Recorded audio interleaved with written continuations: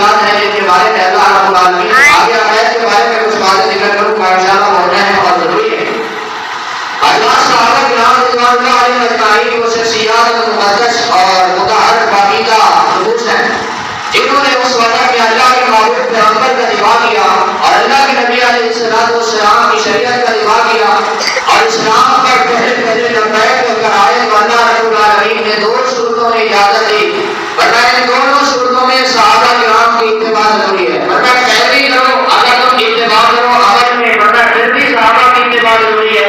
اور اگر تم ایمان لاؤ ورنہ ایمان میں بھی صحابہ کرام معیار ہیں، اور اگر کسی کا ایمان صحابہ کرام کی طرح نہیں ہوگا ورنہ اس کا ایمان معیاری نہیں ہے، اگرچہ وہ ایمان تو رکھتا ہو لیکن وہ اپنے آپ کو مومن بھی کہتا ہو اور اپنے آپ کو یہ بھی کہے کہ میں آخرت پر ایمان رکھتا ہوں ورنہ نماز بھی پڑھتا ہو، لیکن اس کا ایمان اگر صحابہ کرام سے نہیں ملتا تو ورنہ وہ مومن نہیں ہو سکتا۔ اور اسی طریقے سے جو آدمی صحابہ کے ایمان پر بات کرے گا تو اس کا اپنا ایمان مشکوک ہو جاتا ہے۔ پہلے زمانے میں موجود ہے قرآن مقدس میں اللہ تعالیٰ نے محکم آیات میں ارشاد فرمایا فرمایا کہ اے لوگوں وَمِنَ النَّاسِ مَن يَقُولُ آمَنَّا بِاللَّهِ، اور صحابہ کرام میں شخصیات ہیں، اگر کوئی آدمی یہ کہے کہ ہم یہ جانتے ہیں کہ منافق کون ہے اور مومن کون ہے تو پھر اللہ تعالیٰ نے قرآن مقدس میں طریقہ بتا دیا ہے، ورنہ جب صحابہ کی بات آ جائے اگر کوئی مولوی اس کے چہرے پر وجہ آ جائے، اگر کوئی پیر صاحب ہو ورنہ وہ صحابہ کا ذکر سن کر گھبرا جائے